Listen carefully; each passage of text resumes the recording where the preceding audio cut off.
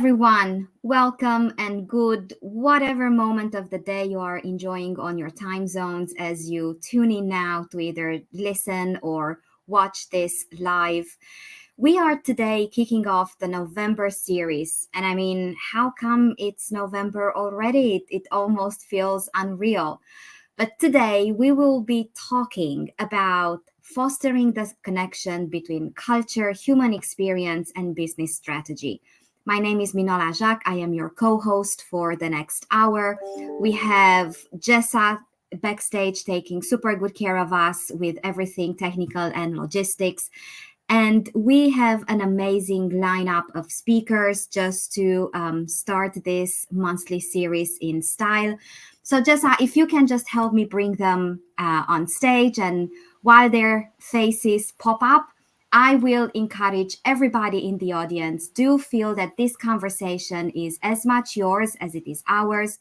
Use the chats, use the comments to build connections, drop your thoughts, drop your questions.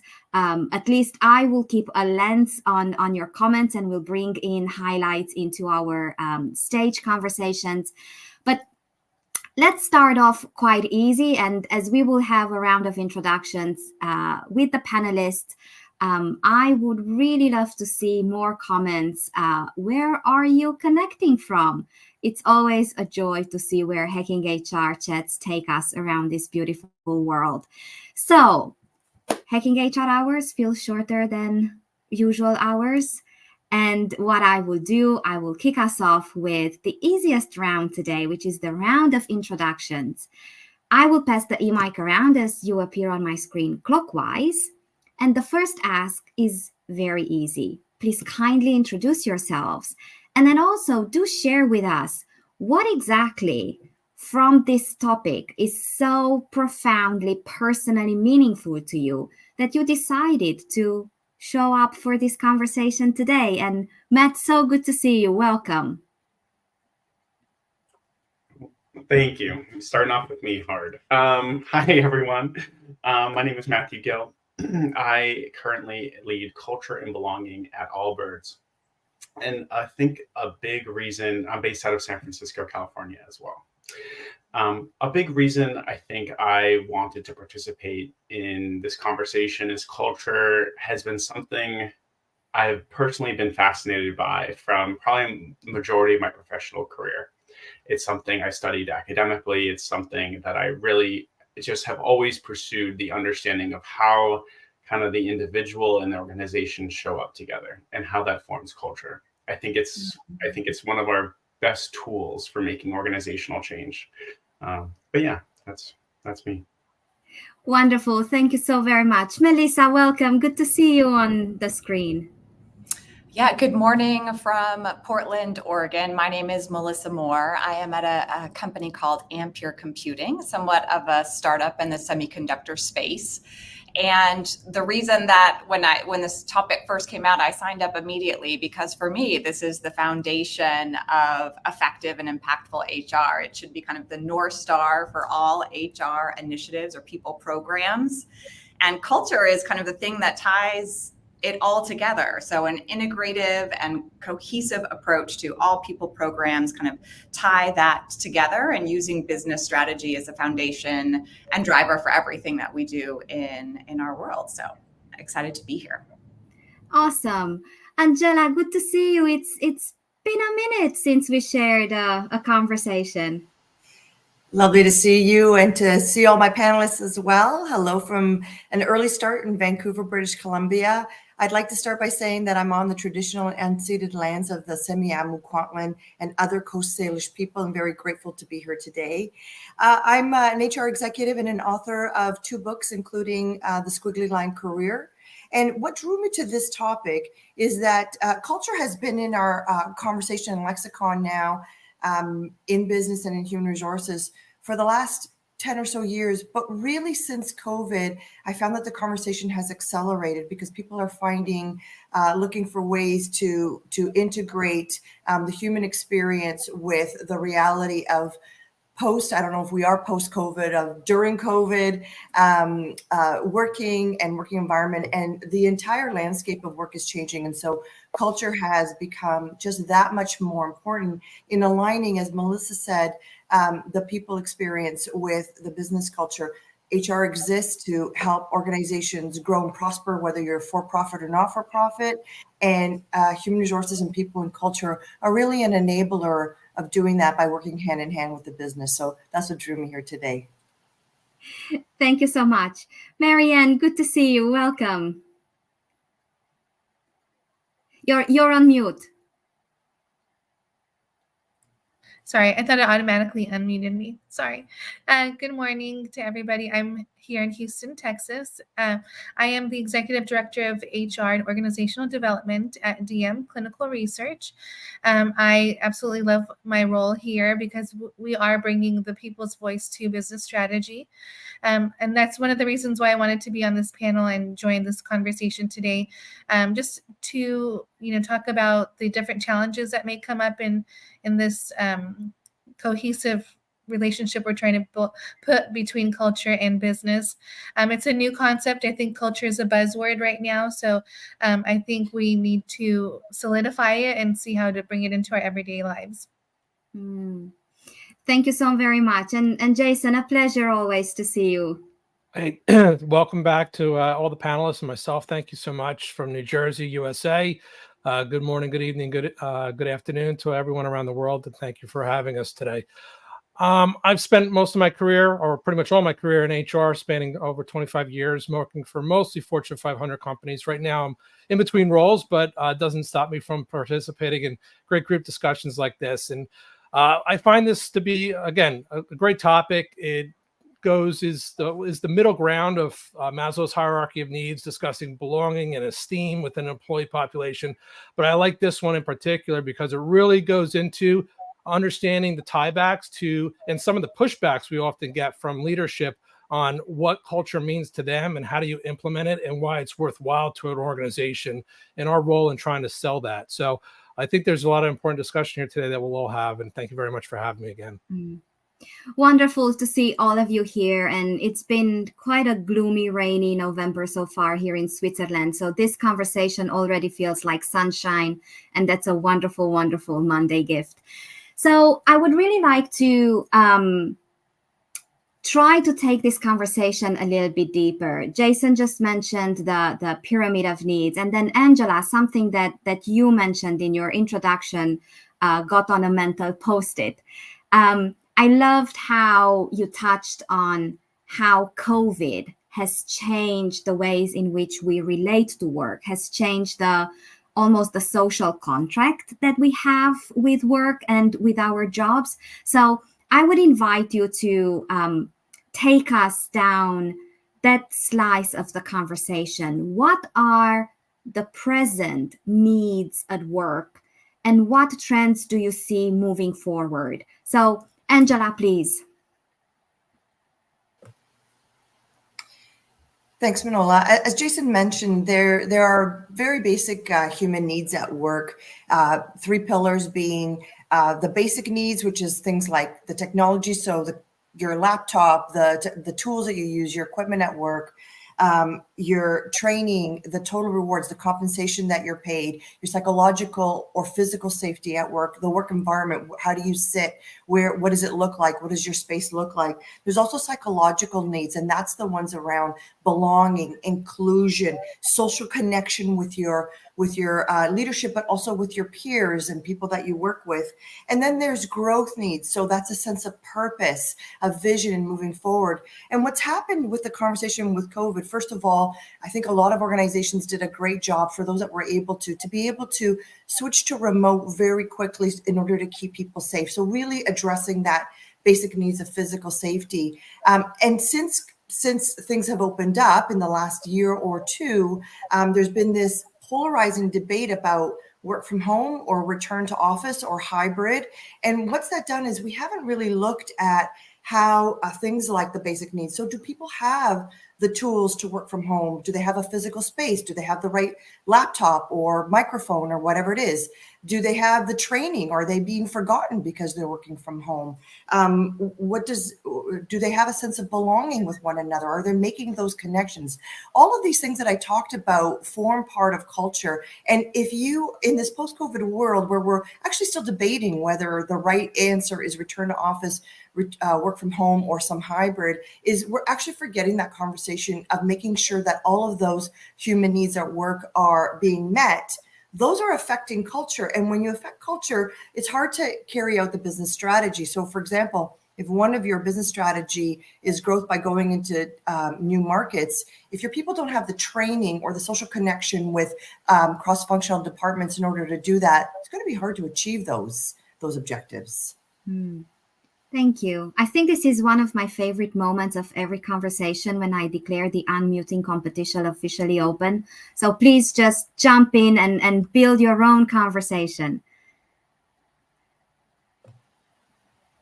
Let's see who has the quickest fingers. Jason. I will jump in. So I agree that COVID has definitely tested the waters of some of these needs.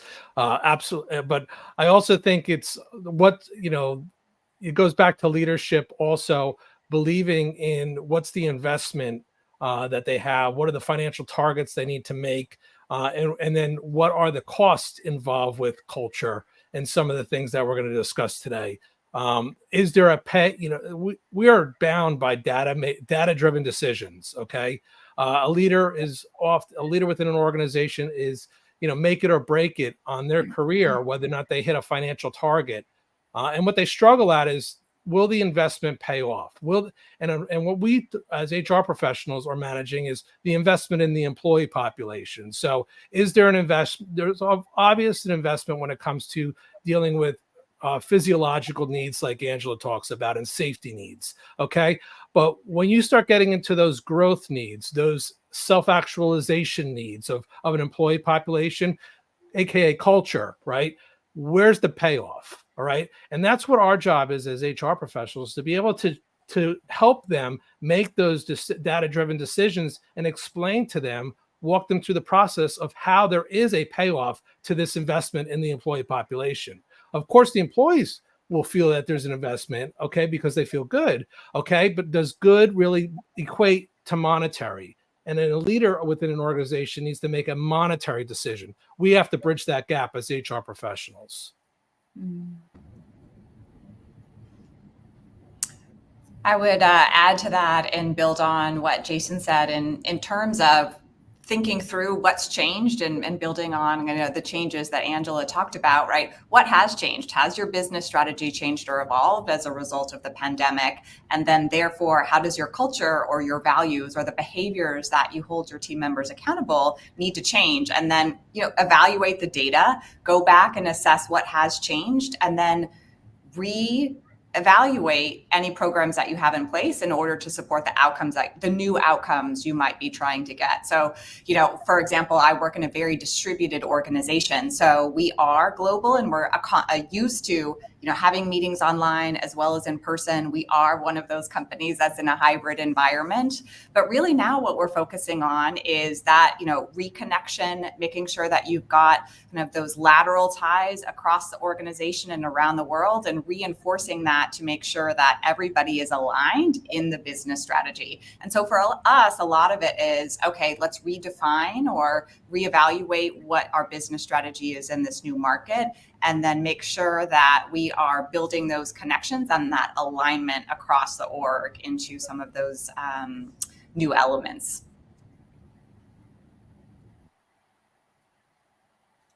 Yeah, I'd also point out, Melissa, great points. I would also point out that when doing some of these, when implementing some of these initiatives, they don't have to necessarily be global in scale either. I mean, of course, even with the distributed network, working at small, it's all about motivation and momentum, right? So working with smaller management project teams, again, us as HR practitioners, our role is to help facilitate growth, is to help facilitate programs that will enable a growing culture, a culture of where we're welcoming different ethnicities, where we're welcoming inclusion of perspectives and feedbacks.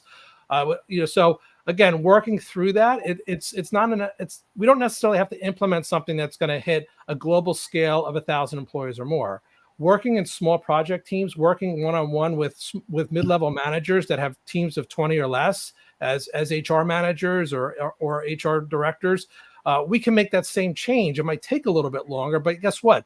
The implementation might be even greater, because what do we have behind us at that point? Momentum, right? So it's not just here's the fruit punch of the day, or whatever you want to call it.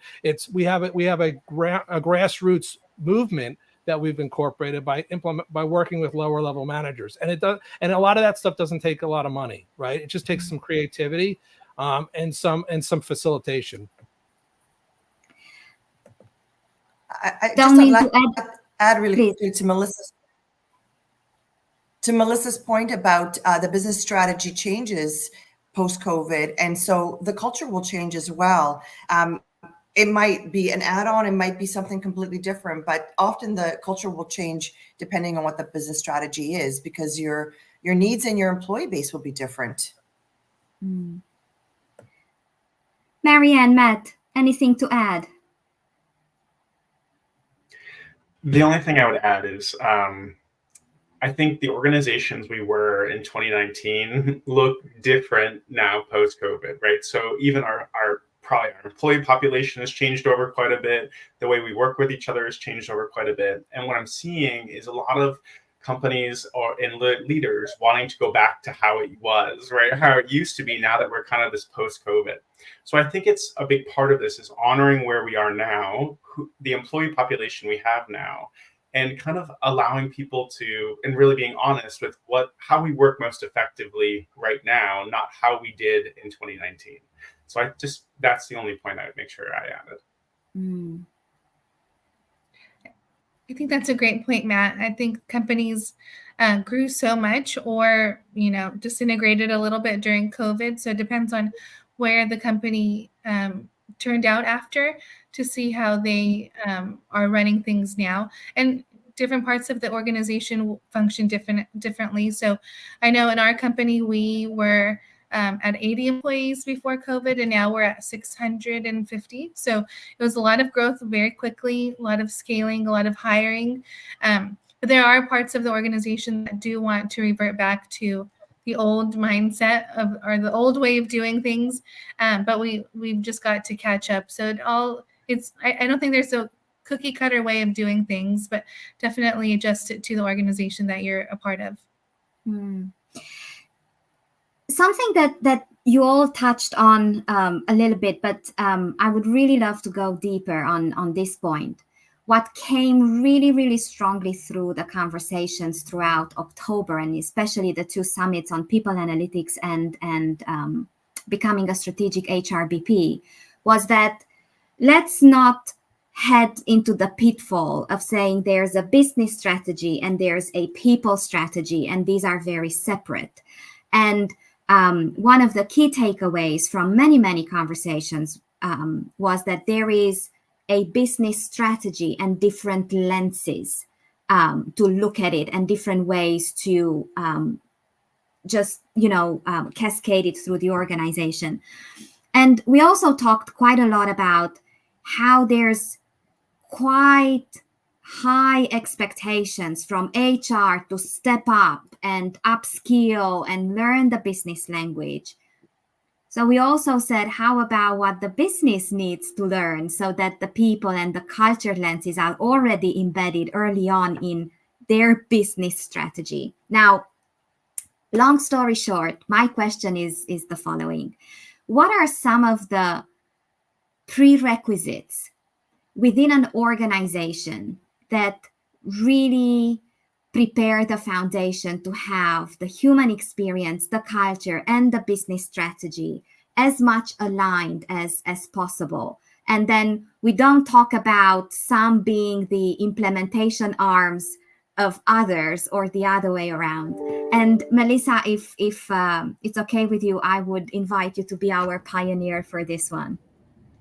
Yeah, sure. It's a great question. And I think for me, what really comes to mind is the ability for any leader in a people organization to understand who their key stakeholders are and be able to work with them effectively. One of the core pitfalls I see in making sure that, you know, your culture and your people programs are aligned to business strategy is not having those, you know, key relationships or ability to influence at that senior level. And so for any HR leader out there, right, it's so important to invest in those key relationships to understand what's happening in different parts of the business, right? So by building those relationships, you can understand more in more detail what's happening, what's important to them, and make sure you're speaking to their needs as well as the broader organization.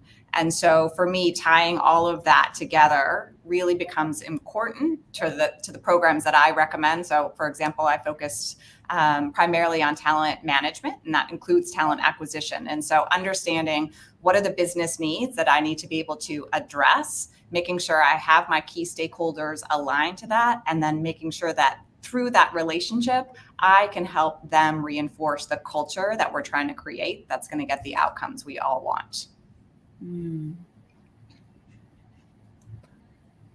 Yeah, I'll jump in.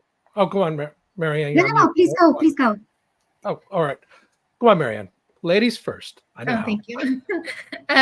Melissa, great points. One of the things I wanted to touch on was also speaking the language of all of your stakeholders. I think data really helps us. Like one of the panelists said earlier, data is very important, especially in HR. Being able to make those decisions based on numbers and KPIs are very important also to have in place. So then when you do go to the stakeholders, you have what they're looking for in the way that they want to see it. So it's translating our HR initiatives or HR policies, procedures into numbers or ways that the stakeholders would like to see that information presented. And that will just help decisions be made in a more aligned manner. Couldn't agree more. And to go back to the point that I was going to make was, you know, a leader's job is to set out the vision of where the company is going, right? I mean, obviously the company has a mission, vision, and values, and employees should be wanting to work for that company, not just because of the basics of what the company offers, like a good wage, a comp plan and benefits package, but also the culture of what the company's there to do. What are they going to be doing into the future? And that's the leadership team's job, is to lay out what this company's about and where they're taking the company. And then this is where it goes back to Manola, your point of how do you incorporate the employee population as one overall strategy? So tying back each individual employee to that mission, vision, and values of the company. What's their role? And then what are the opportunities of making sure that they're able to stay long-term with that company and expand upon that role? So be it going back to Angela's point earlier about technology and investment in systems to help guide them, or to Melissa's point about talent management and being able to grow that employee, or again, KPIs that are showing the strength of a company. The one that I always love to use of showing a company as an employer of choice is what percentage of their new hires are hired through referrals. That shows the health of an organization and the culture of an organization when one employee is wanting friends and family to work for that company as well, because they believe not just in the strength of the company, but the strength of their mission. So I again, one total overall plan led by the vision of what the leadership team has. I'd like to add to what Jason just said. You know, we talk a lot in human resources, people, and culture about aligning people, employees, to the purpose, vision, and mission of the organization. And that, of course, is the ideal scenario. In some situations, people are working for a company because they need a job, because they need an income. And so they may not actually feel aligned to or even passionate about, they may not even know what the purpose or mission is of the company. It's still possible to have a culture, a positive human-centric culture with those employees who are there because they just need a paycheck, by showing them how they are valued, how their work contributes to the business strategy. So it really may be meeting with those employees and say, you know, when you work on this part of it, it allows these people or this department to do their job, and that allows us to meet our strategy. They may not be bought into the purpose, but they just may need a job. You can still create a human-centric culture with that. I also want to add something to a point that Matt made, which is that some leaders in some organizations want their organizations to go back to the 2019 way of being. And two things on that. One is that sometimes that is because the leaders themselves fear change or uncertainty. They don't actually know what a new way may look. And that actually informs their culture. So if their culture is one of fear, one of afraid of taking risks, that's what the culture looks like. That's what the people around them are responding to. And I would say to those leaders, if your company was to disintegrate right now and you got to start from scratch, would you make it look exactly the same, or would you make it look different? And some of them would say, I'd make it look exactly the same. I would have it. Then that's what they want. That's the culture that they want to build. And they can do that.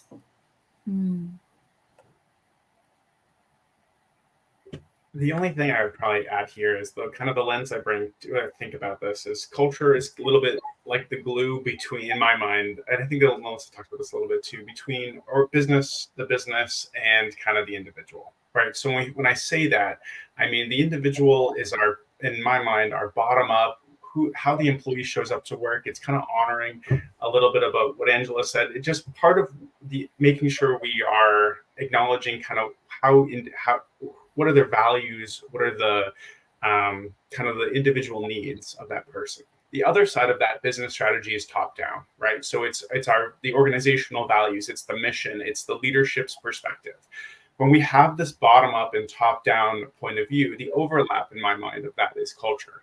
So part of our kind of job is to make sure that when we have this aligned individual with the organization, we actually create, in my mind, some of the strongest cultural drivers that we can do. And when I put on my DEI lens, my DEI hat, I think about what is the bottom up for me in that role is our ERG program, right? So how are employees bringing their full selves, their voice, their belonging to the office? And then when I think about my top down, that's my DEI council. How does the organizational, how do they take ownership in every department in making sure that our strategy is aligned to what we want to achieve organizationally? So what I would challenge everybody is, where's your top down and bottom up alignment? And I think if you can find both of those in the work you do, you will have a really engaged population and culture.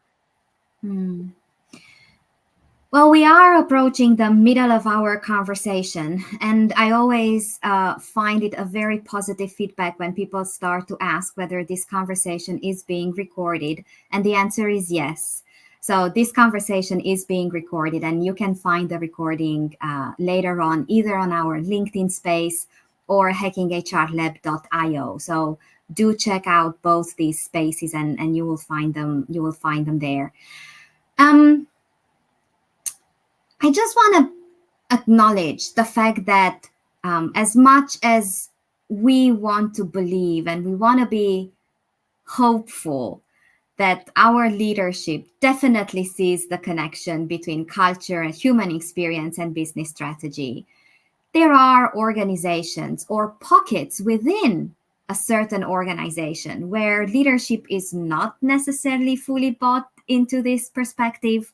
And before we even talk about the organizational resistance to change, I would really invite us to talk about how do we deal with leaders' resistance to see the connection.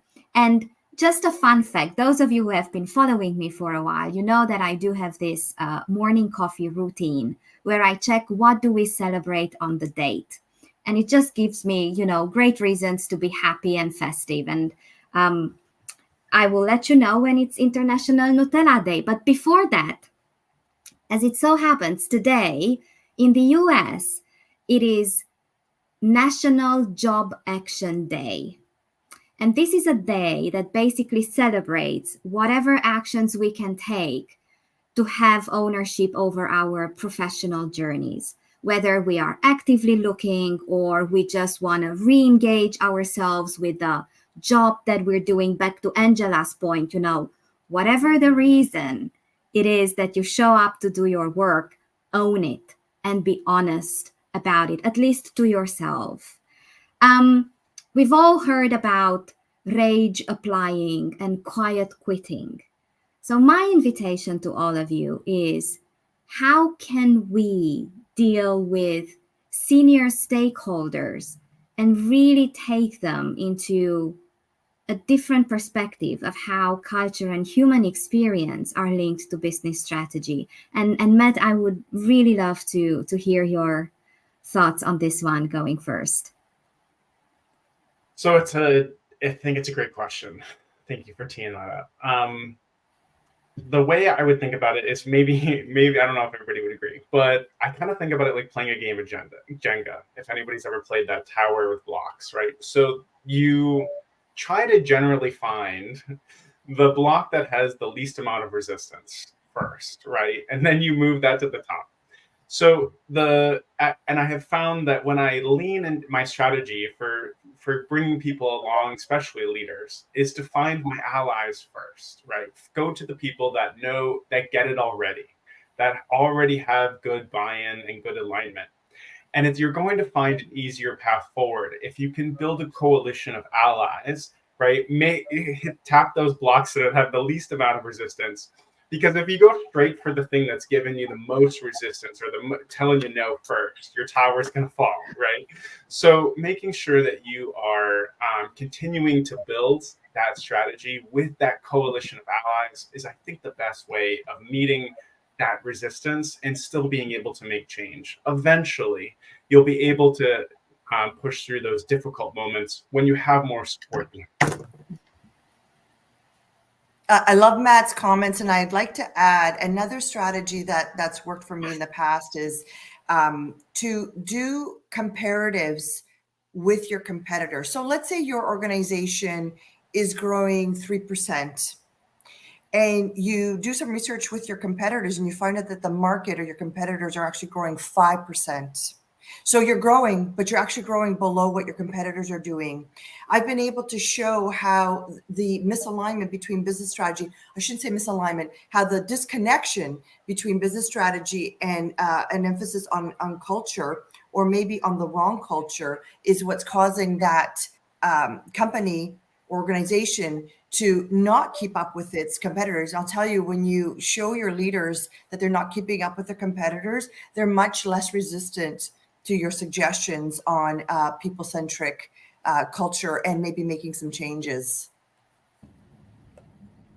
It's a great point, Angela. So it's holding the mirror up, and I would say that works internally as well. So if you have some parts of your organization that maybe they have high engagement scores, maybe they are, more productive, more engaged, whatever it might be, being able to hold the mirror up and really help kind of peel back the onion for that resistant leader to say, let me help you address some of the challenges maybe that you're finding within your organization as to compared to competitors or to other teams within the business, and help paint the picture of how you can improve things for them based on the data that you're seeing. So it works internally as well as externally.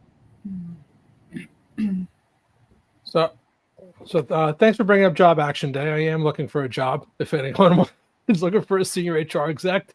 But I would point out, I love the example, Matt, you brought up, and Angela, you're 100% right in bringing those things forward. And yeah, data is powerful. Leaders don't make decisions on gut feelings, really. I mean, if they do, they're extremely lucky if they're successful, and extremely careless if they're not, right? They make it based on decisions and data and facts. So our job is making sure that we're able to gather those facts either through benchmarking or through other internal feedback channels, surveying and such, so that way we can present the facts needed, so that way they can make the informed decision as leaders, right? So as HR practitioners, they're worrying about a profit and loss statement. They're worried about sales figures.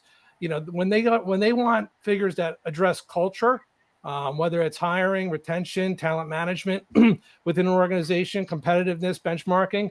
They're looking to the HR professional for those figures. It's our job to make sure that we're presenting them with those figures, but not just presenting figures, but tying those figures back to financials, right? Because the whole point of making these decisions is to try and improve the bottom line of the company somehow. And that might be through less employees leaving the company or more employees coming into the company to enable it to growth. But all that still all leads to a bottom line result, which is what the leader needs to make a decision based on. So again, the examples that have been brought up are great. I love what's being discussed, but data is truly is the power behind the decisions, right? So the power of the people is really based on the power of the data. I think everyone has great points. Melissa, I love the analogy of painting a picture for them. So I think that data is what's going to paint the picture for the stakeholders. I think it's really important to take time to be able to gather the data and have a way to put it all in one place. I think that's one of the hardest things in HR is, that data capture and like dashboards and things like that. So it's really important to set yourself up to where you can capture the data on some key KPIs. Yeah, I just saw a comment come in about how do you tell the leaders though that the data matters, right? And it's important. And again, I'm going to go back to data equals finances, right? So I actually implemented this in my last role at Sears. That we had an employee turnover problem, right? It was based on benefits, it was based on some competitive wages, and you have to get the data. You have to show what the cost of turnover is. What's the cost of recruiting a new hire? So you have to put a monetary figure associated with that data. Okay, and then when you collect the data, you have to be able to, I did benchmarking, I did data analysis through CompuSurveys, and then was able to make recommendations to the board of directors. Okay, that resulted in a large investment in the company. But guess what? After that investment, I was also able to, at the tail end, show what the improvements are, which was a 65% turnover reduction in those related turnover reasons, and tie it back to a monetary savings that immediately showed the offset for the investment made in the company. So again, the importance of the data needs to, for a leader's perspective, usually needs to be tied back to a monetary figure. You can't just say our turnover is 20% and we need to reduce it to 15. You have to be able to say what that 5% improvement is going to yield monetarily. That's the things that they're looking for. Anyone would like to add something to this data point? It always triggers so much energy. Angela, I see you unmuted. I just want to add something? Please. Some excellent points. Sorry, I don't know if it's my internet that's spotty or if it's the connection. Somebody had a comment or a question in the chat about how do you go about getting that competitive data on your competitors. And so there's lots of ways. One is if your company is in a particular industry, often industry associations will release market data about what the size of the market is and who the biggest players are and what their growth is. If your competitors or even you are publicly traded, you can look for information in the annual reports or even the quarterly analyst calls. There'll be some great data there. And a third way is depending on what country you're in, your government, like for example, the Labor Bureau of Statistics, I'm from Canada, so I don't know what it's actually called. They may have information on market share, and then you can determine based on dollar volume, you can determine some information there. There's lots of, and by the way, Google's great. Your librarian is great for helping you find competitive data. And as human resources professionals, we really should be looking at that. We should know who our competitors are and what's going on in the industry and in the market, not just be looking insular in our organization, because as professionals, as HR professionals, we need to be part of the conversation in helping our organizations prosper, and that's part of it. Yeah, great points, Angela. And some of the things that I had done to benchmark that, I actually reached out to my competitors' HRs, in some other organizations and became friends with them and say, hey, I'll tip my books to you. You tip your books to me confidentially. We have great social networks around here that we work together with and share information, but also look within. Your talent acquisition team usually has they're the ones recruiting, right, from your competitors. They're the ones that have access and are being told, hey, well, your benefits aren't competitive. Hey, well, do you mind sharing what your benefits are? Like, they are awesome at data gathering, okay, and then understanding what your compensations are compared to your competitors. And then speaking to compensation, there are salary surveys that out there that you could participate in and sign up for. And then through your benefits brokers, you're able to usually get competitive benefits data for your industry or for your competitors that, again, are shared with the broker and some of those companies on a confidential basis, as long as they don't disclose names, where you can get some of that benchmarking as well. So there is a lot of different avenues. But again, internally, you can definitely get some of that through your talent acquisition team, partnering with them. And again, I don't want to say pick up the phone. We don't really do that anymore, but, go through LinkedIn, reach out, make connections and partner. And I've been very successful with doing some of that, being a little bit of a go-getter, guys. Yeah. Wonderful points, and because I can definitely feel that this is a point of great interest and great curiosity for everybody in the audience.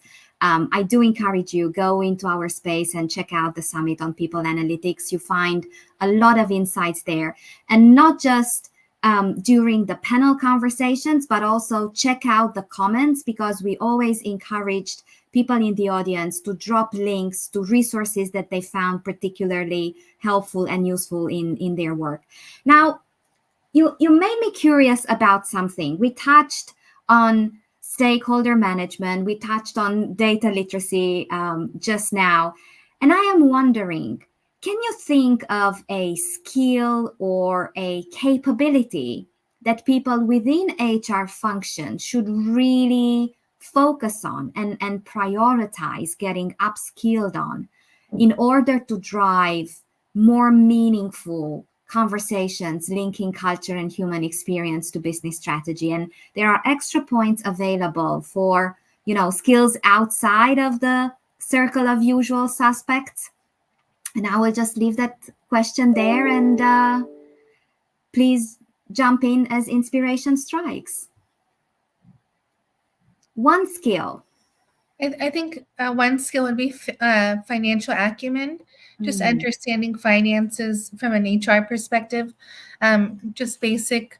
I always encourage people to get their MBA. I think MBA helps with strategic planning and that bit of business sense that is needed to make some really good decisions in an organization.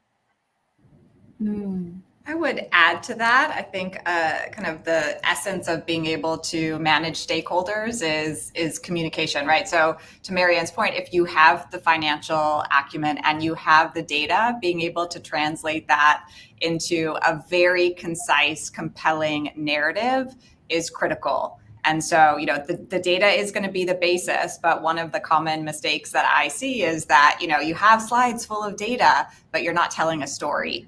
And you're not telling it in a way that is concise, or maybe people get lost in the journey of all the data. And so really being able to pinpoint your key message, what do you want to take away from that without getting lost in all of the data, I think is hugely impactful.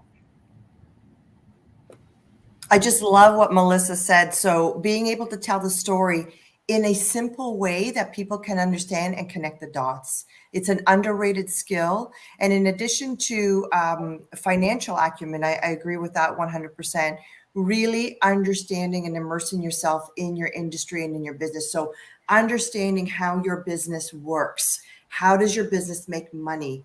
How are the people contributing to that? And then on the people side as well, to a point that Matt made earlier, how are people connecting?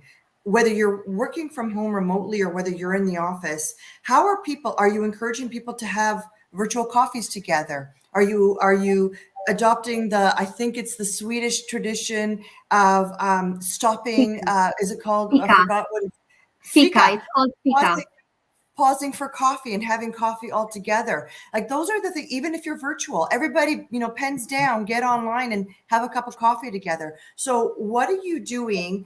And then when you're having that, maybe are you explaining to your employees and having conversations about how they're contributing, how your business makes money, how they're making a difference in the world, whatever that purpose or mission is. And so all of that, I think, are underrated skills. Selfishly, one thing I'd add is I think building DEIB awareness and knowledge. And the reason I say that is I think inclusion is a important foundational place to kind of the point Angela just made around how we understand how individuals show up in connection. But truly, I think it's the belonging aspect of it, that how we make sure people feel seen and celebrated and really make a workplace a part, someplace people want to be. Building that DEIB is really understanding the individual to the organization, and it's kind of in everywhere in between. So that's my only skill I would try to encourage is building how DEIB shows up in the workplace. And if not everybody understands that acronym, it's diversity, equity, inclusion, and belonging. Thank you so much, Matt.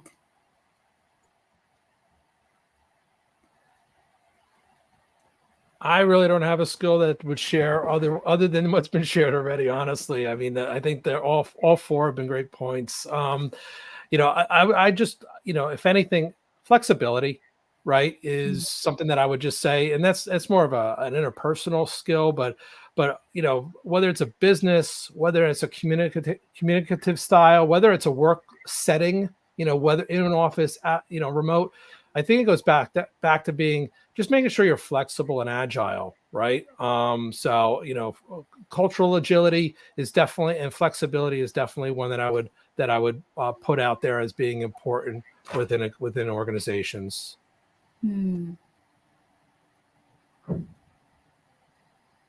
Marianne, would you like to add something?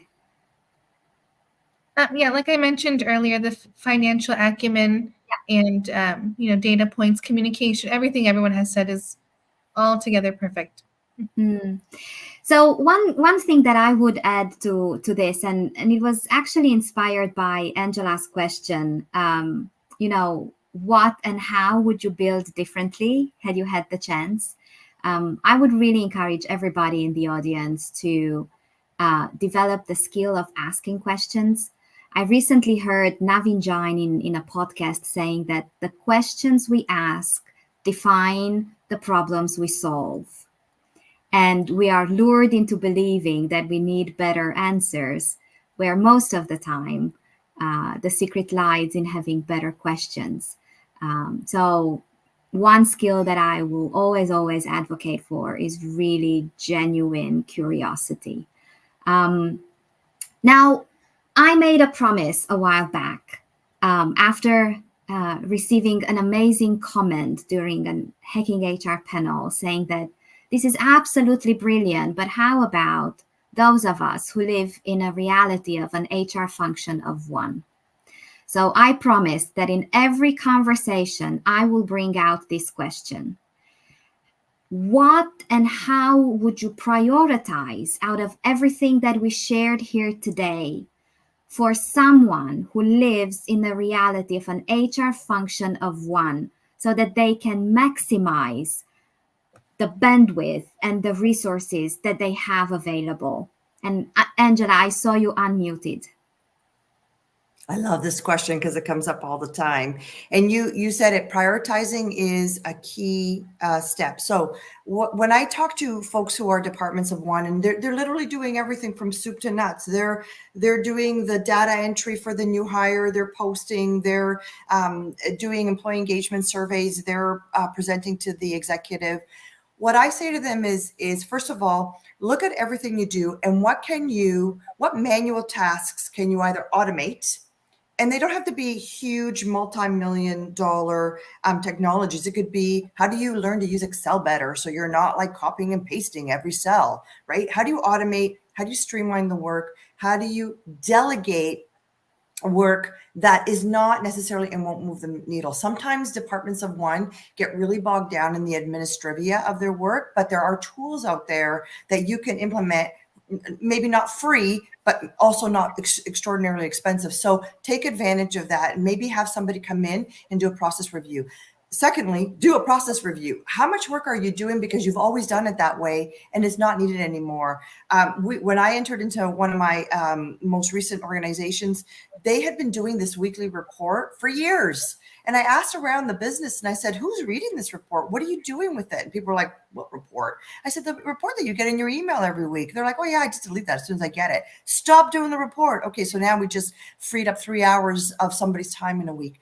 The third thing I would say is really focus on those tasks that are aligned with business strategy. So if it's, for example, growth into new markets, then you know that talent management, attracting people into your organization is going to be a priority. How do you partner with outside people if you need to? How can you use interns or co-op students to get extra pair of hands? How do you bring in third-party recruiters? In order to maximize that, look at what is really needed. The fourth thing I'll just say is something that Jason mentioned, which is how do you get people, or I think it was Jason, sorry, allies. So who in your organization is aligned with what you're trying to do, whether it's engagement or leadership or behaviors a certain way, who's already doing that, or who's the one most likely on the fence that will be like that? How do you get them to be your cadre of allies to do that work? Wonderful.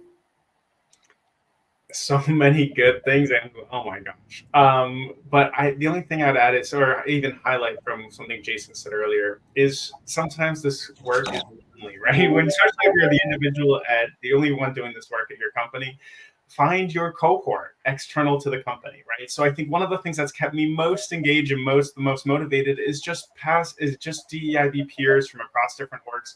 We still meet probably every 2 weeks and just build this connection. What are you struggling with? What am I struggling with? Let's just kind of work through it together, especially if you're a team of one, right? So finding that cohort in that community is so vital. So actually, I thought of Matt. I thought it was you that said that before, but everyone's giving me credit, so that's fine. But what I'll say is that, you know, just going back to this actual point, is it's a one team, one shared approach, right? So being a sole practitioner HR person, you're not the only employee in the company, right? So it's everybody's goal for there to be success. So it's everybody's goal to make sure you have a good benefits plan, or hiring new associates and retaining the associates you do have.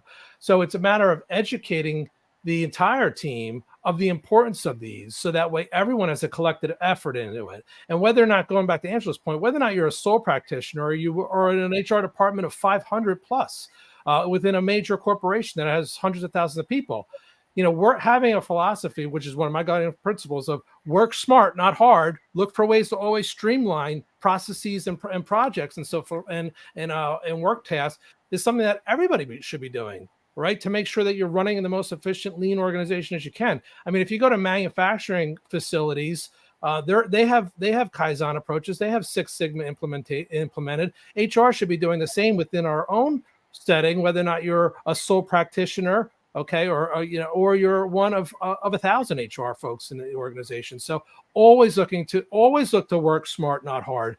From an HR perspective, utilize a RACI matrix in order to identify what tasks should be done by yourself or that of the management team or other partners within the organization, and then share with them and an understanding, align with them, get your cohort, whatever you want to say, of making sure that there's a shared vision approach of the importance of that, so that way they do have buy-in and they are helping you. So that way it isn't all on your shoulders only, because you all should be working towards that common cause, because that's what the organization is really there for. Thank you. Melissa, I saw you unmuted a few seconds ago.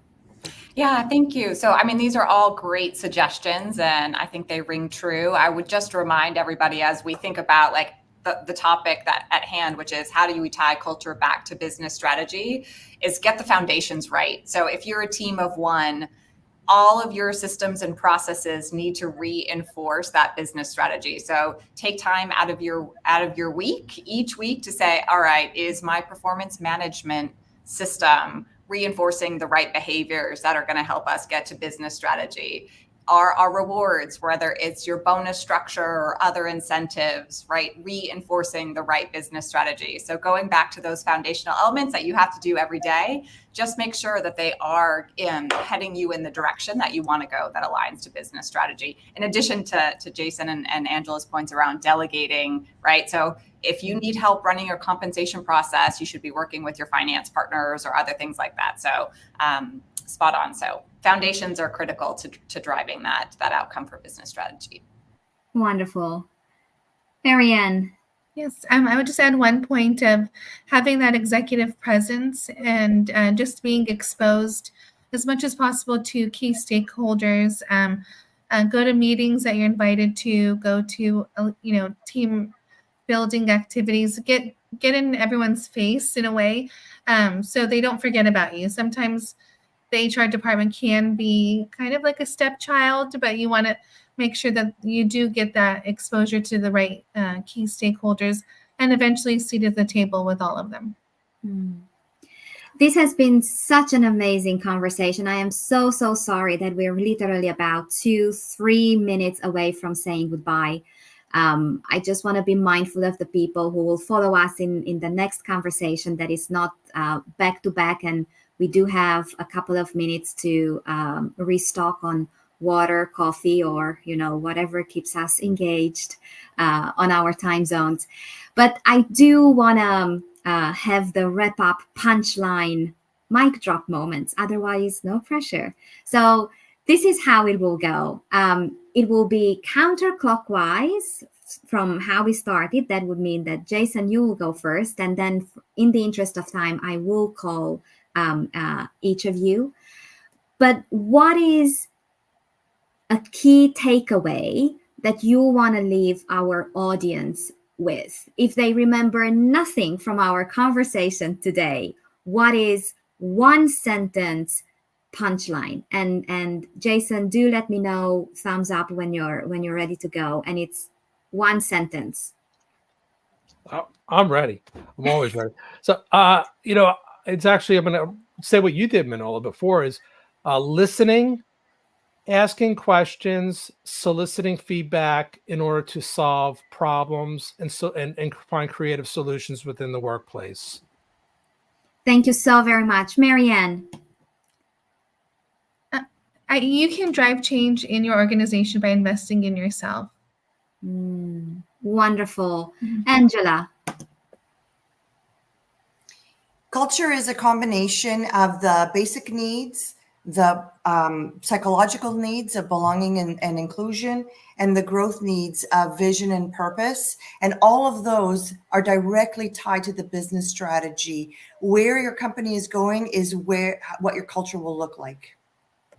Wonderful. Melissa.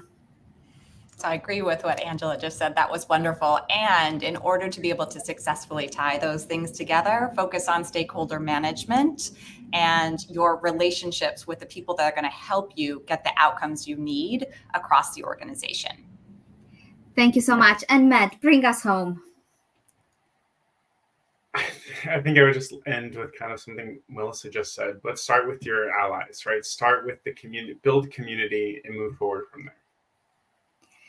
Melissa, Angela, Marianne, Jason, and Matt, it's been such a joy and privilege to have a front row seat into this conversation. Thank you, everybody, for joining. I do hope that I will get to welcome as many of you as possible in just a few minutes. I hope I will see all these wonderful speakers again soon throughout our November series. And thank you so very much. And for those of you joining us again, enjoy the chair dance routine in the meantime. Thank you very much, everyone. Have a wonderful week. Thank you. Thank you, everyone. Thank you, Manola. Bye. Bye. Thank you. Bye, everyone.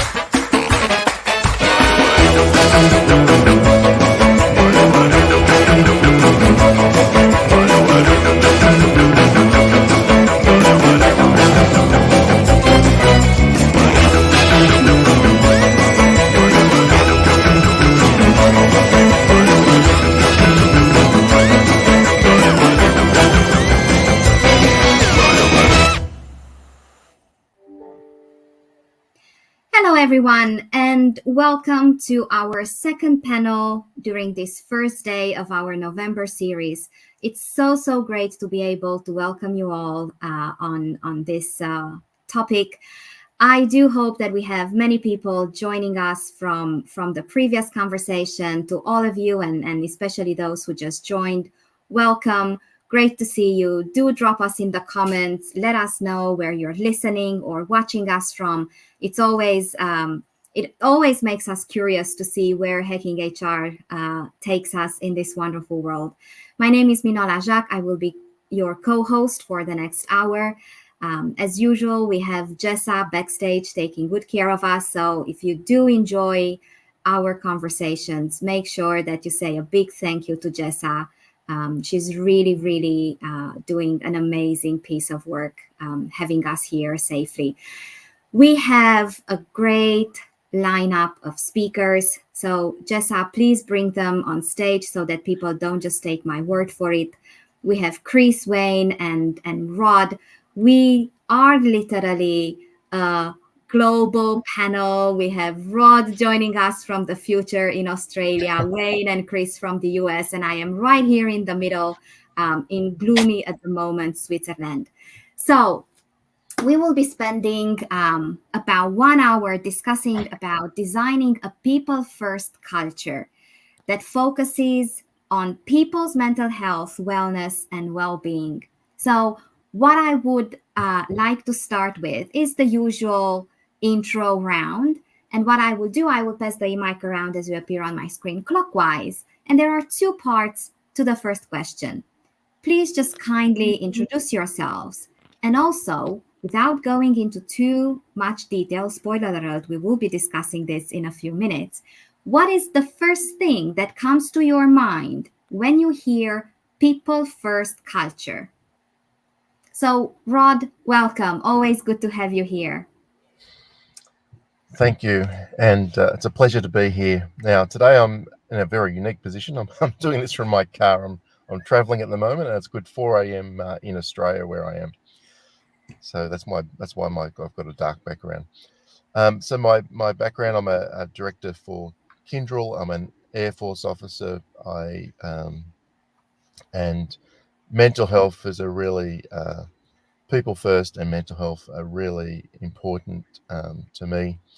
I'm also part of our Australian peacekeeping, where with military veterans in particular, we've had a big thing around improving mental health, and that's a key part. So thank you. Thank you so very much for joining us. I guess joining in from your car is slightly better than joining us from a cockpit with your Air Force background. Yes. Wayne, welcome. Good to see you. Good morning, afternoon, evening, everybody. I'm glad to be here again. My name is Wayne Tarkin. My main focus, I'm a professor at the University of Pennsylvania in organizational dynamics.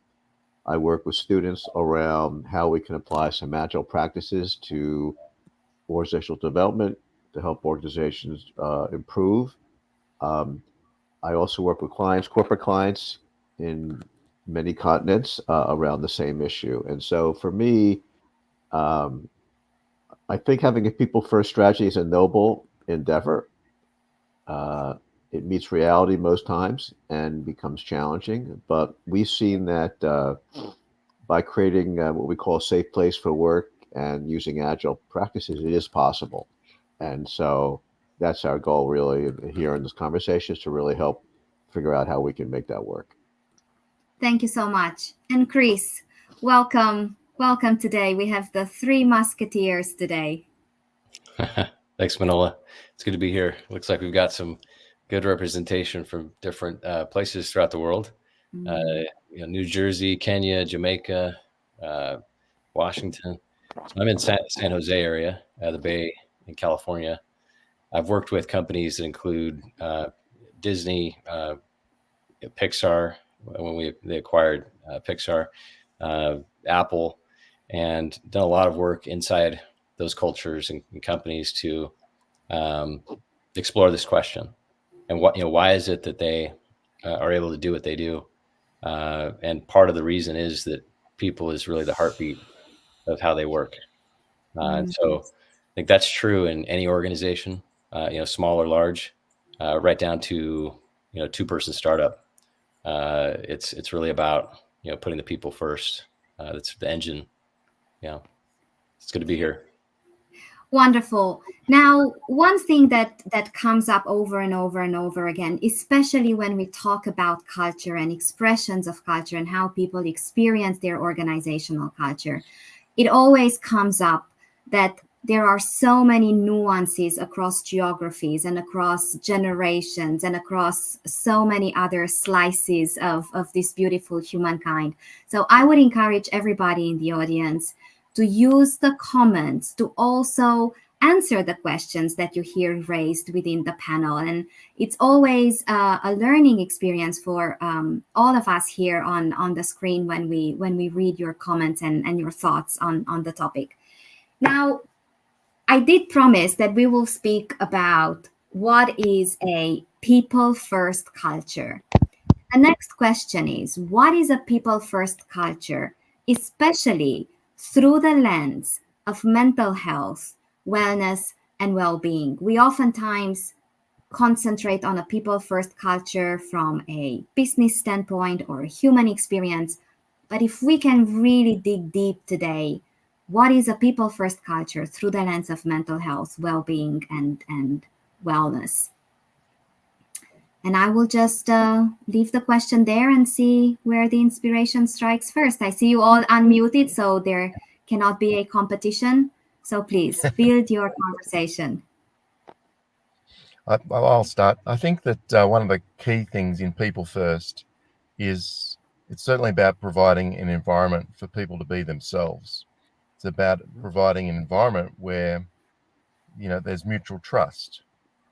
I think trust is a really important thing in any environment. So in my work, I work with people, again, across the globe, and respecting people have different needs. So there's different cultures that come to work. So respecting all those cultures. So, you've got to go and meet people where they are and enable them to be themselves. Equip your teams to be able to do the job properly. Don't put people in a position that they can't be successful. So, you're really about trying to provide that environment for your individuals to be successful. And then if you focus on, getting those habits, those key elements that are needed for producing your outcome, enabling people to do that, you'll ultimately be able to deliver a better outcome. So focus on what your individuals need is really key. Just to follow up what Rod was saying, I agree with everything he said. One of the areas we see the biggest impact is allowing people to bring their best talents to work. Oftentimes we're pigeonholed in a specific role based on a job description or resumes, but we found through the years that people have a lot of hidden assets, things that are below the surface that people don't realize are there, and they need to be brought forward. I'll tell you a quick story. Was working with a senior leader at a very large Fortune 50 software company, was trying to close a deal in India. Couldn't really do it. Spent 3 years trying. In a conversation with a client, she heard that he was a yogi. He practiced yoga, and she quickly realized that 2 of her employees were also yogis. And she connected them together, and they wound up closing the deal. And so the moral of the story is, we have a lot of hidden assets that, if we brought forward, would create a more people-focused culture and a more productive culture. Yeah, I think when we look at cultures in general, and most people's work experiences in their careers, everybody's experience. If you ask, have you had a toxic boss or you experienced a broken culture, 100% of people will say they've experienced one at some point in their career.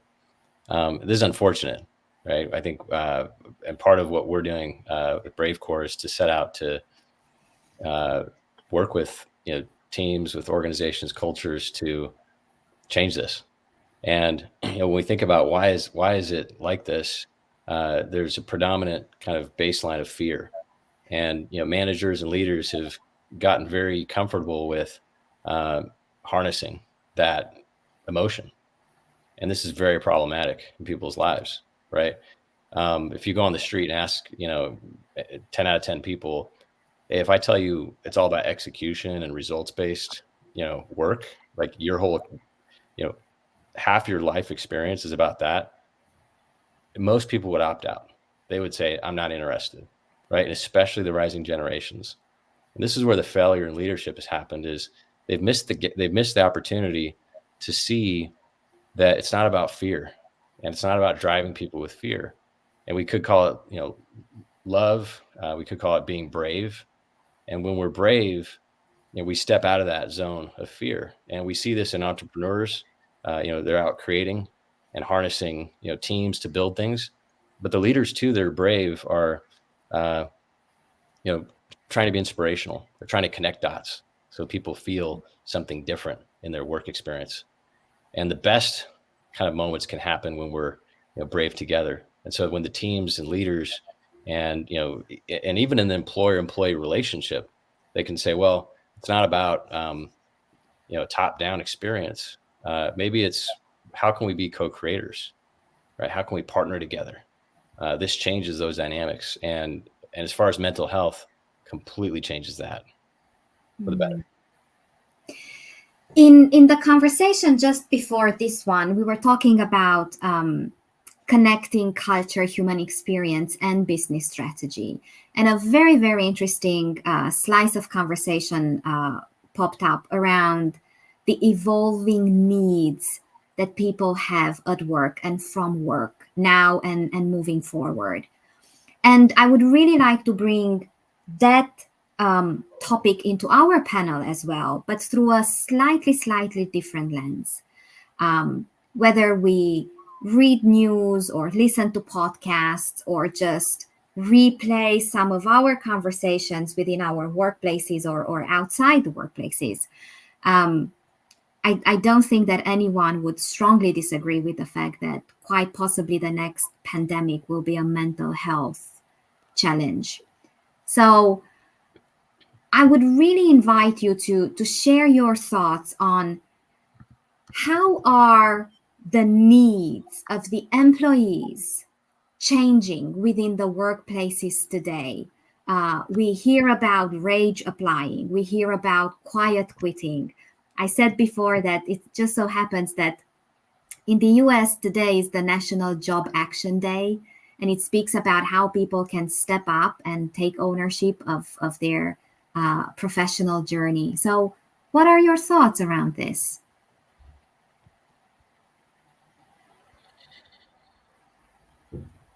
Well, I would agree. I think it's really important.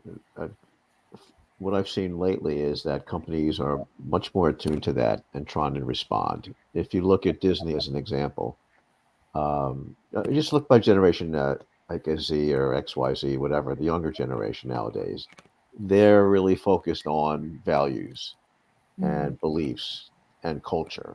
And so that's driving probably one of the biggest transformations we've seen in a long time in organizations, where organizations are paying attention to that.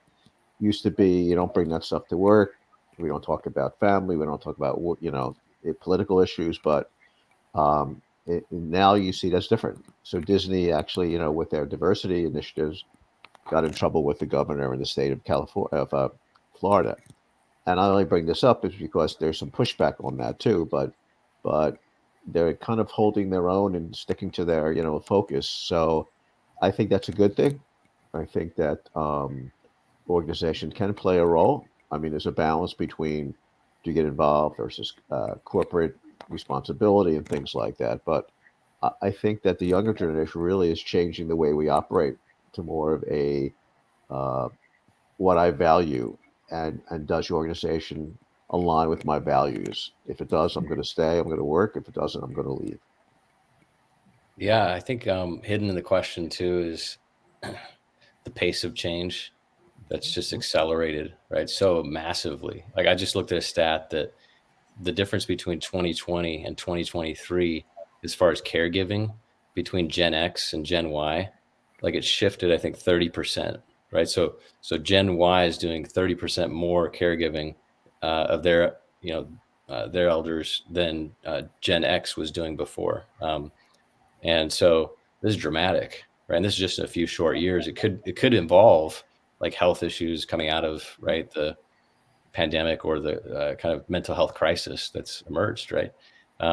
And to Wayne's point, how companies respond to this, partly like specific to that context, or just generally, like how are they looking at what people really need, and what culture is, and again, I think there's it really begs a conversation, right? It's not, I think the problem we've seen is it's a power struggle, right? It's a dominant kind of force, one way or the other, right? Wasn't it just 8 months or a year ago we were talking about the employees having all the power, and right, the great resignation, we called it.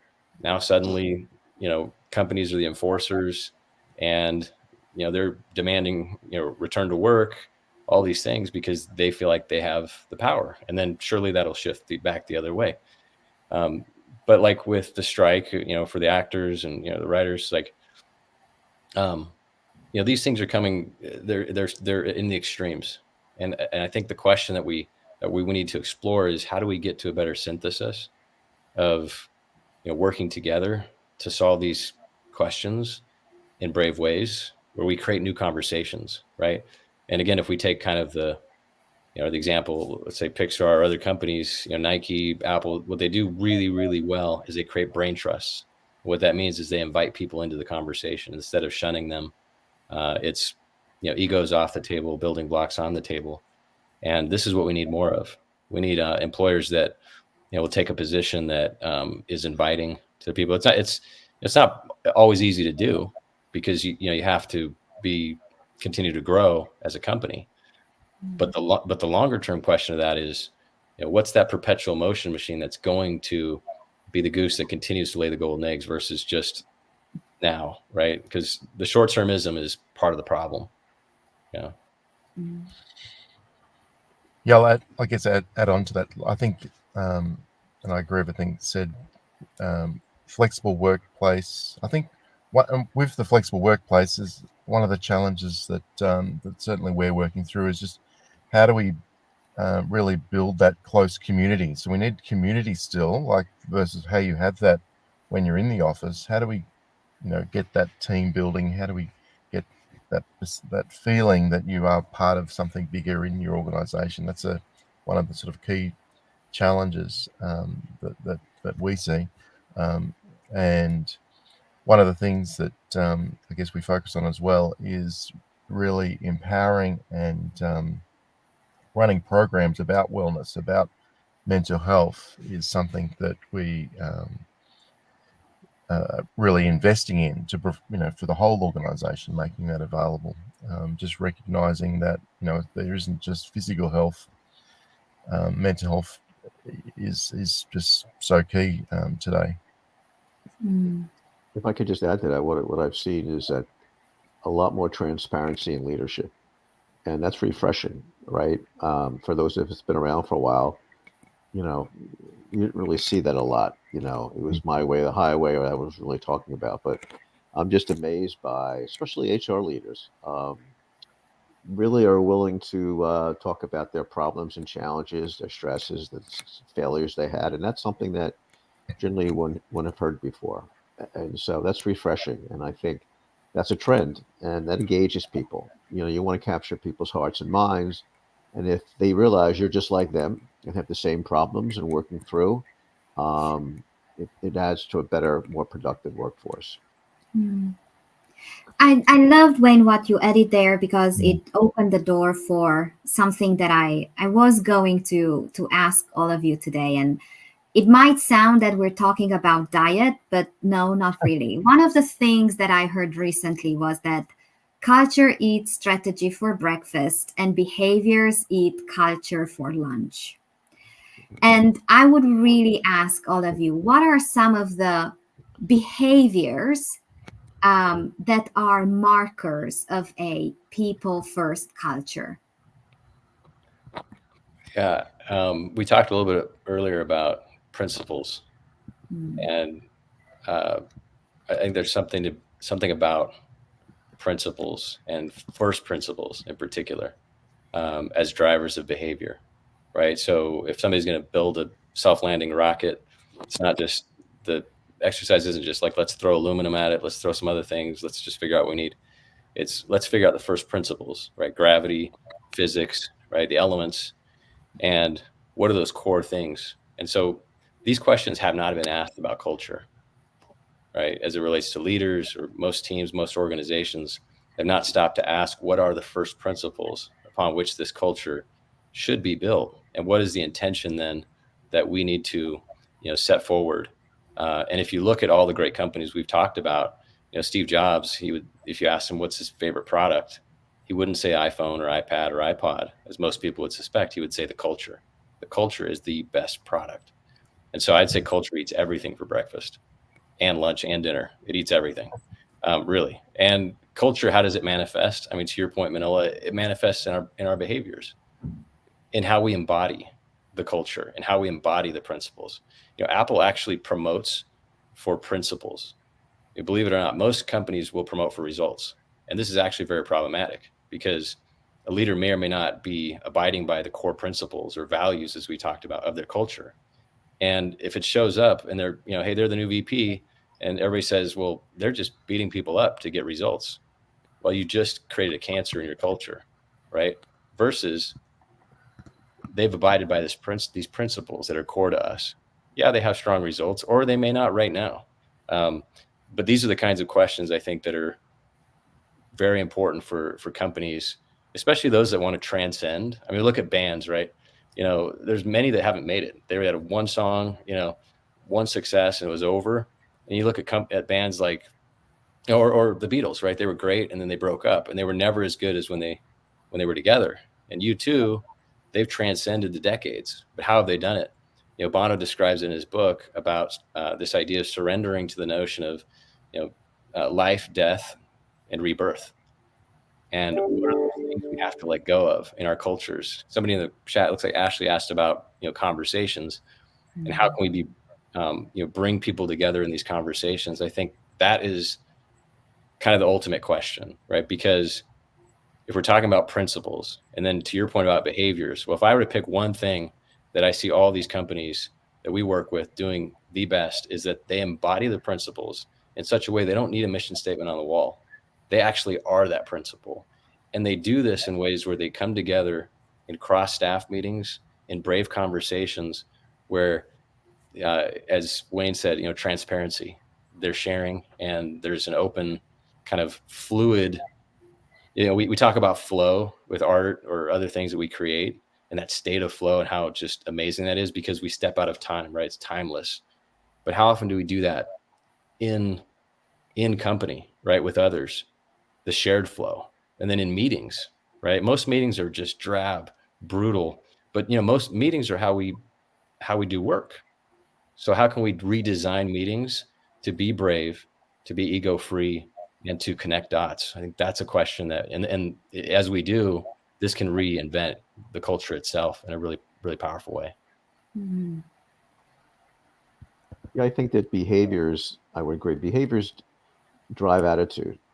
And it seems that people will say it's the other way around, but we've seen that when people are, and thank you, Chris, for the segue to meetings. And meetings is what we focus on when we want to change an organization. We don't believe that, these massive change programs help set the tone and give permission, but change happens at the lowest level, the manager and their employees, right? And so we, from an Agile perspective, we believe in shorter, more frequent meetings versus one long meeting where we ask three things.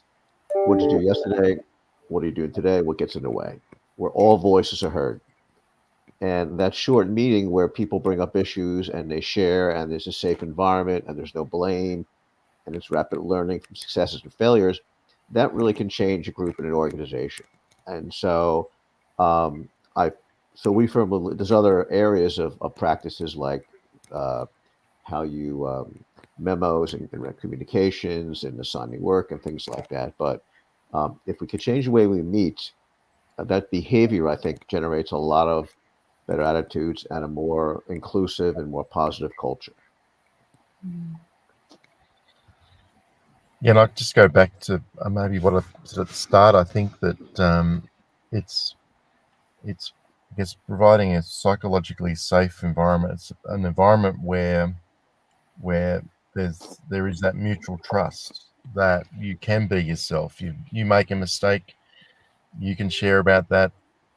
Similarly, your leader makes a mistake, they also own that. That's what's key. Like as soon as you break that trust, it's broken very easily. People can see through artificial things very quickly. So it's just really, really key that you can enable your teams to be able to be successful. Is really the core of it, and being themselves. As we are very, very fast approaching the middle of our time together, first I do want to welcome everybody who joined a little bit later, and just confirm that this conversation is being recorded, and you can find it later either on LinkedIn or hackinghrlab.io. But I would invite you to mark the middle of this conversation with something special. As you look back on your journey as practitioners, what is one key learning? Either something that you learned the hard way and you're like, I wish someone had told me this before, or as you look back, what is one of the key learnings that you are most grateful for and proud of? Yeah, I think for me, showing up in whether it was the corporate world after getting my MBA, or just starting a company, the difference between approaching life with an achievement-oriented mindset of just being self-made versus building a shared future together is everything. And I think unfortunately, like the struggles we see in a lot of the leadership we've been talking about, or other things I've noticed, is like that's the gap. That if people really lean in, and it doesn't take away the responsibility we have of doing our best or building things. And I grew up in the Boy Scouts program. My approach was, I'm going to achieve my way through life. My dad was a Scoutmaster, so I had a fast track. I got my Eagle Scout at 12, had all the merit badges, and academics, everything was just a game of just check. And if I check enough boxes, I will be and accomplish everything I need to be and do.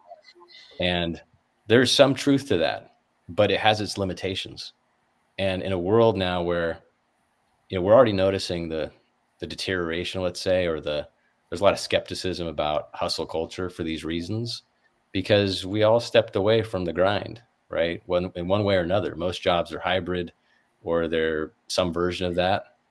And people have brought work into their home, literally. I mean, we're talking on devices. And so the simple question of like, what do I invite into my home? And does this work qualify as something that, and we talk about quiet quitting, but somebody, it's as simple as just closing their laptop and they're done with that. My daughter, when she was doing Zoom school, she would be on and her teacher would teach something, and 10 minutes later she'd close her laptop. I'm done. And she'd check out. And I'd say, no, this, like, you're here all, this is a full day thing. But I think people emotionally have felt that. And so they're going off camera, right? They're frustrated, they're ghosting, or they're, quiet quitting, or whatever we call it, right? Rage applying. But really they're just trying to find a place where they feel the things that I'd say that make them to be in a culture they love. I mean, is the highest aspiration, right? Mm-hmm. And be somewhere they feel like that they matter, their voice matters, as Wayne said, and that they're contributing to something great, and in the best way where they can do the best work of their lives, maybe even. And these are within reach. I think that's the thing too. I'm optimistic about is that the places where they are leaning in and they are living these principles, we just see them continue to iterate and be successful, right? The companies that are doing it are showing us the way.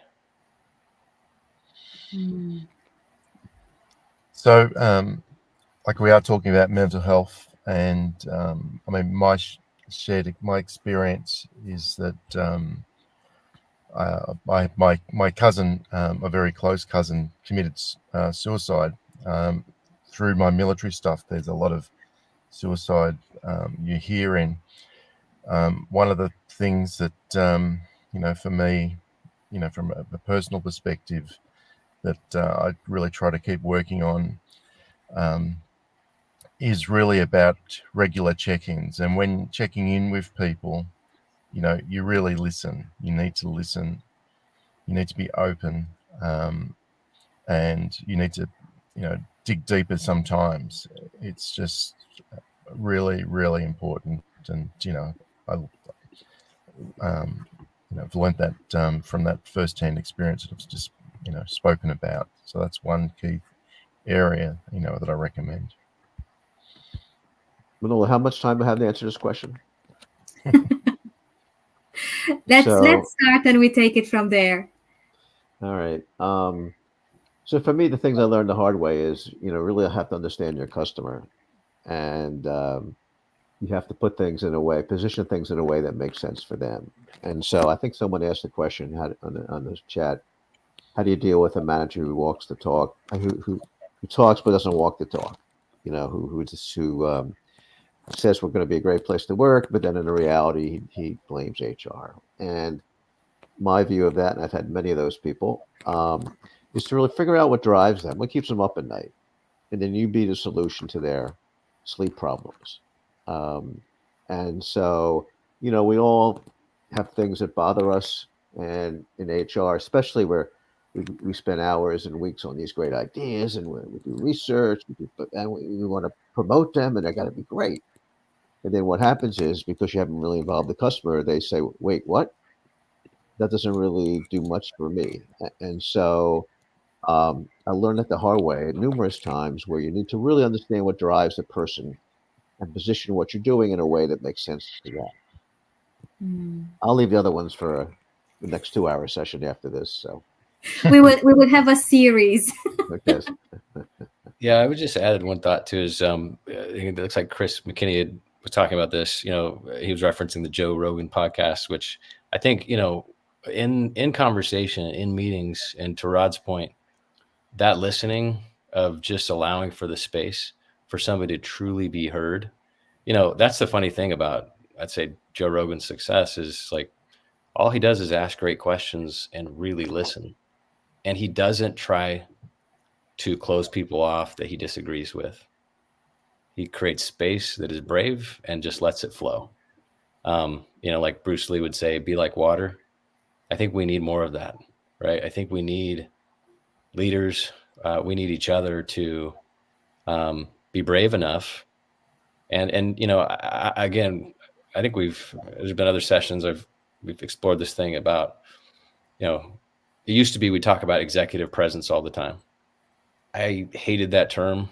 I'm glad to see it gone. It's in the cemetery of phrases that were just terrible, because what does that even mean? So you got to kind of put this front up, and how does that help, right? People who are struggling.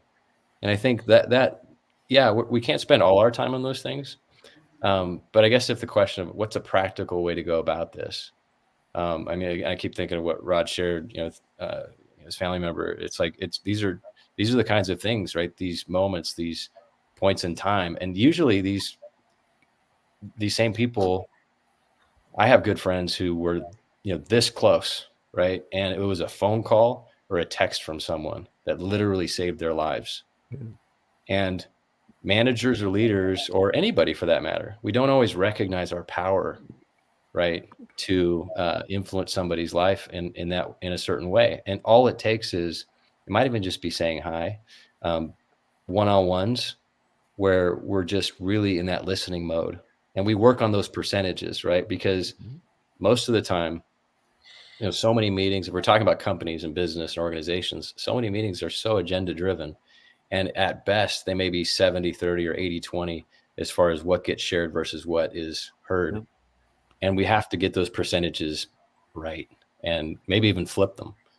But I think the main point is, even if you're carving out 10 minutes in a meeting on the front end to just check in, right? Let people check in. That can be powerful. And then if somebody's going through something like horrific, death of a loved one, divorce, name any number of painful things that people experience these days, an illness, it's like, let's create space for that person, compassion, deep empathy. And those are the kinds of things that can really, make a difference in people's lives and make a difference for a company. I think we'd be surprised that if you pulled the curtain back, companies that are most financially successful, they do all these things really well. That was probably one of the things that was most surprising for me about Apple, because they play at such a high level, right, of what's expected. We have meetings at 10 o'clock at night or just phone calls, and you're in a rhythm. It's almost addicting. It's such an impact you're having on the world. But when it came to, this person had something in their life come up, it's crazy, right? How do we help them? And everybody was just converge right around that moment to help them. And I think those are great things. Yeah, I'm just adding. Sorry, I was just going to say on top of that, I think that when people do bring up challenges in their life, it's really what other team members will look at is that how do the leaders respond to that? Is there, you want to create an environment where there's no fear or there's no feedback, about negative repercussions. So you really need to make, by being inclusive, by recognizing and listening and being empathetic, that then creates that environment, that safe space for others to do the same. That's really, important. So that, I think, is what you're talking about. It almost feels off to ask this question, but it comes up over and over and over again, although the business case for a people first culture is so, there and obvious. However, there are many cases where unless there's data or analytics or some sort of KPI or metrics to make the case for conversations around culture, those conversations just don't happen. So I would really, really ask you if we can help our audience with identifying feedback or any sort of metric that would help them open meaningful conversations about culture. Yeah, I think we're alluding to one right now, which is I call it pathos or the heart, right? Like, it's easy for us to measure mind and logos and results. And that's probably what primarily most of business has done for all the years. It's like we almost have to create some new metrics, right? And most of what we see in the business world has been related to the mind, right? It's like, we're going to, get those business results. We're going to check this box. We're going to do this way. How we can start to measure the impact in people's hearts. And, it might be, for years, the ENPS was a big score for, right, Bain has tracked, the internal, promotion of the company. I don't know that some of these metrics are sufficient to accomplish what we're talking about. I think it begs the question of some new metrics, and it could be very intuitive ones, right? And it doesn't have to be just the notion of a metric, but it could be what is truly the impact of how people really feel in their work. And if you ask them all honestly, right, let's say 5 people or 10 people on a team, and you find a way to actually have a real honest conversation with those people, how many would actually say they love their work, or at least they enjoy it, and they have a good relationship with their leader and with each other? Those are the kinds of things that probably, matter the most. And then for a leader too, it's like, how do they feel? How should they feel about their work? And it's not the only metric. I think the mind and the heart And then I go back to the principles, right? The spirit of like, how are we actually accomplishing, living up to our principles? I think there's a lot of data out there that haven't been in the last couple of years. Obviously, you have sentiment analysis that you can use in organizations to signal what people are talking about and thinking. You can actually predict who's going to be quitting, who's going to be staying, and so we have some things that we can do to intervene. I'll give you an example. We were involved using sustainability as part of our course. We started a course in the summer, and sustainability is an issue that impacts a lot of people, or people have a resonance with them. They value that, they want to be a part of that. And so they've been developing some studies at the board level of how you evaluate a company's performance, not just on profits, but on sustainability. And so in terms of inculcating that to the business, I think as those measures become more prominent, that'll drive the behaviors. I got to believe that employee engagement at some point is going to be part of the board evaluation in terms of performance of the company. So I think maybe I'm optimistic or naive. I think eventually we'll have those metrics that can be really helpful in terms of driving the culture we want based on the business need. If we're our shareholder, our prices aren't really where they want to be because we have low engagement, or we're not focused on sustainability, or we have high turnover. That impacts the bottom line, and that's what senior leadership really cares about. Yeah, maybe, and just adding, I think, employee engagement. I think there's plenty of research that has engaged employees show higher levels of productivity and more likely to contribute deeper to the organization, more innovation. One element I'm not sure that was mentioned yet, I think that provides rationale for people first is just retention and recruitment. Companies with strong cultures where me as an individual recommend, my mates to come and work here with that sort of, so you can attract better employees, are likely to retain the better talent, and again, are likely then to produce better results.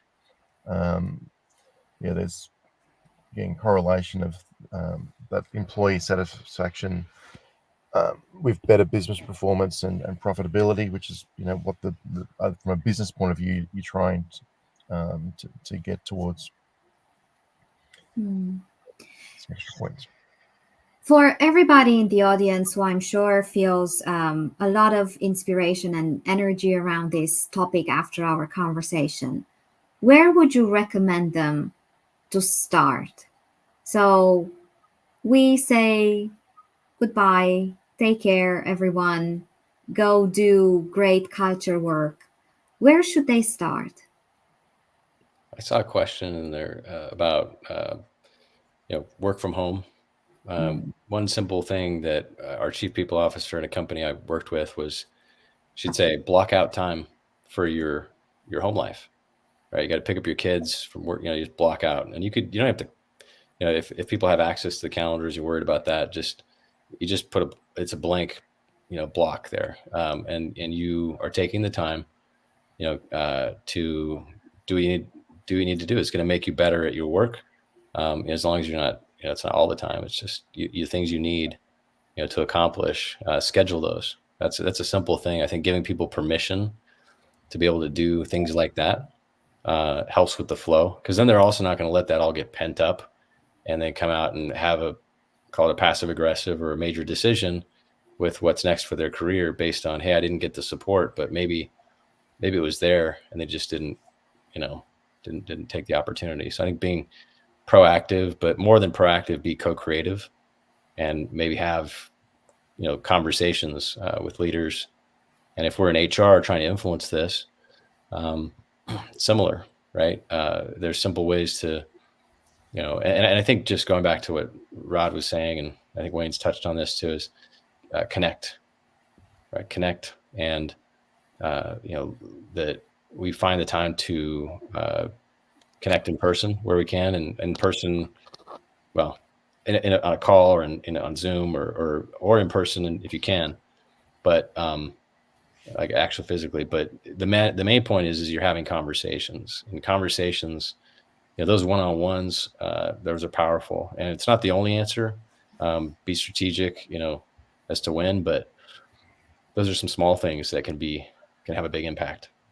Yeah, I think we've probably mentioned some of these things. I'm going to mention again already, but my little checklist would be, again, about, we've mentioned empathetic. So the first thing about that then is really about understanding needs. So the leaders and team members, actively working to understand the needs of each other, from an individual point of view, from a business point of view, and then working out how we can work to shared success, understanding those needs. How do we get collective goals that align those individual goals with the company's objectives?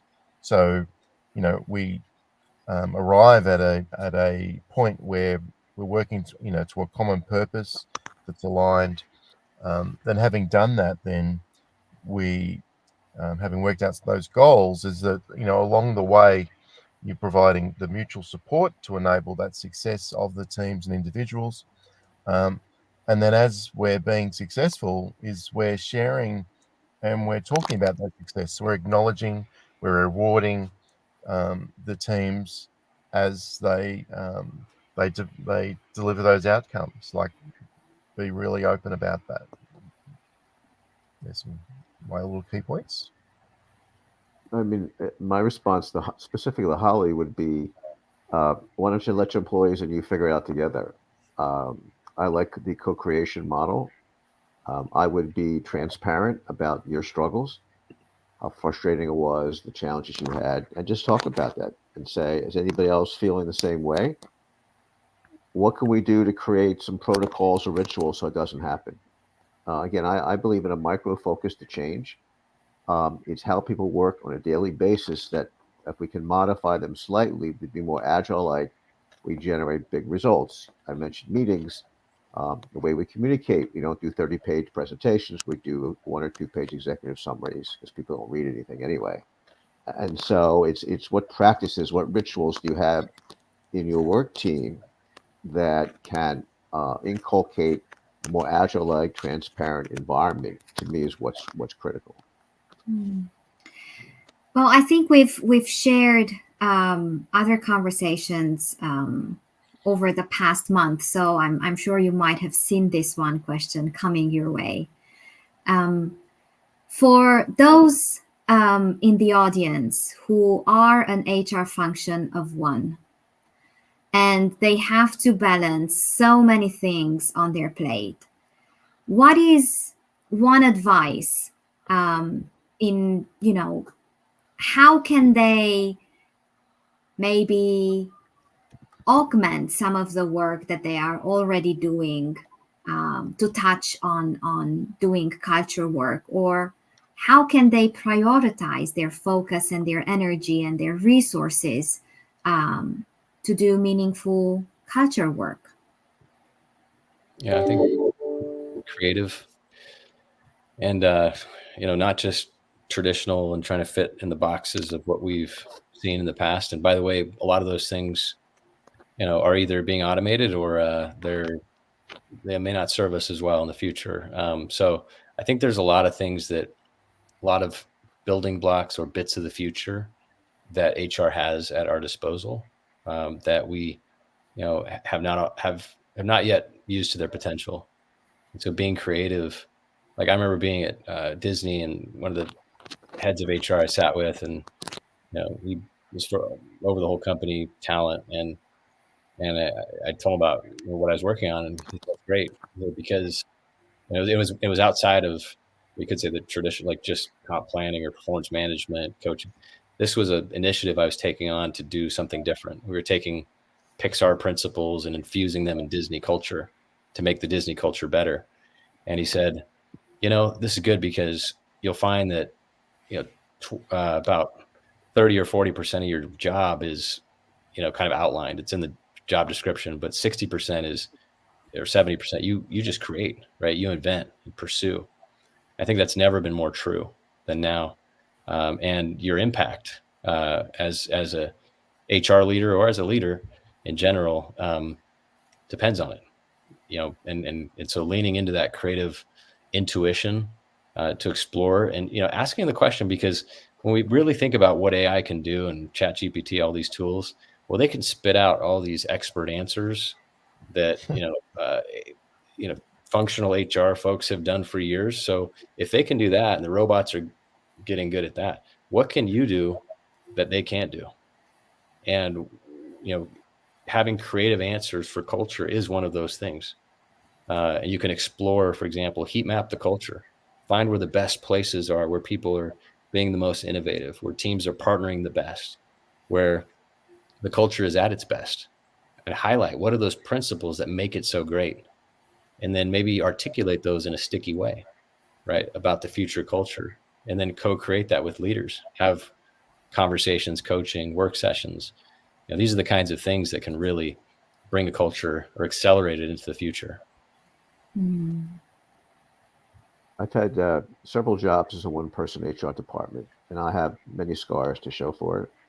The one thing I would recommend is understand the audience. Now, my most recent one was a real estate firm, and they had managing partners, and they brought me in to change the organization dramatically. Well, in fact, they didn't really want to do that, and I proceeded down the path to do that, and eventually we parted ways. And so diversity, inclusion are important, but if the organization isn't ready for that, wait until you get them ready for that. How do you do that? By understanding where they are, what the frustrations are, what's keeping them up at night, and then position your ideas in a way that helps them sleep better. It's not about HR for HR. It's about how HR can help the organization. And so I see that with a lot of HR leaders I coach. They really work hard on something. They have a great program, and they wonder why people don't value it. It's because they haven't really engaged the customer. You have no idea what they want. You may think you know what they want, but it's really about conversations. Are you having critical, important conversation, honest conversations with your leaders? And to me, that's the way to go, is to really focus on what they want, help them get ready, and then proceed with your idea. Mm.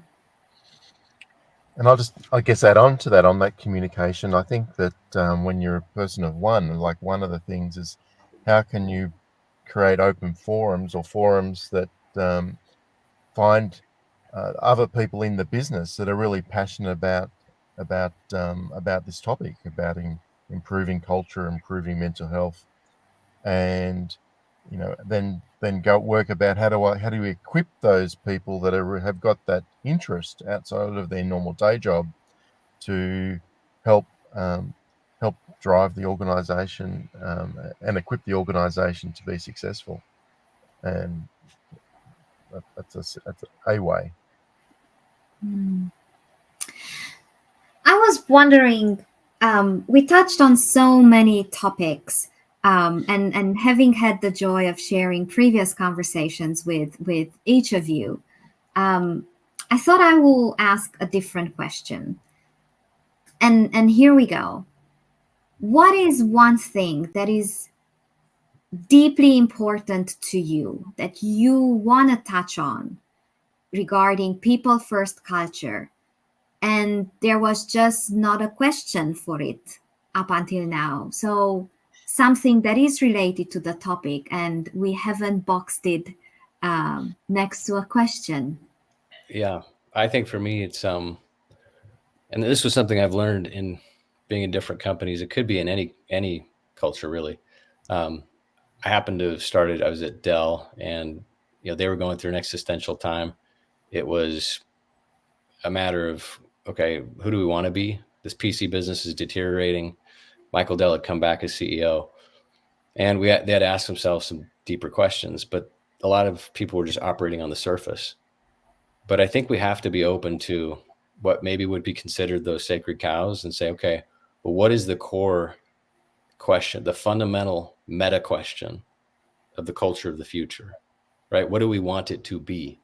And if we think about it as a person, right? And you could look at cultures, at Disney, it was, kind of an older, more nostalgic, right?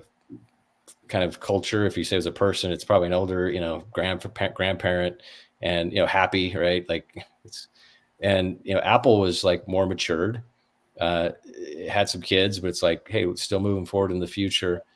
But I think the question of like, where is it pointing? What is the bigger question of the culture? This has to do with mental health because, no business, right?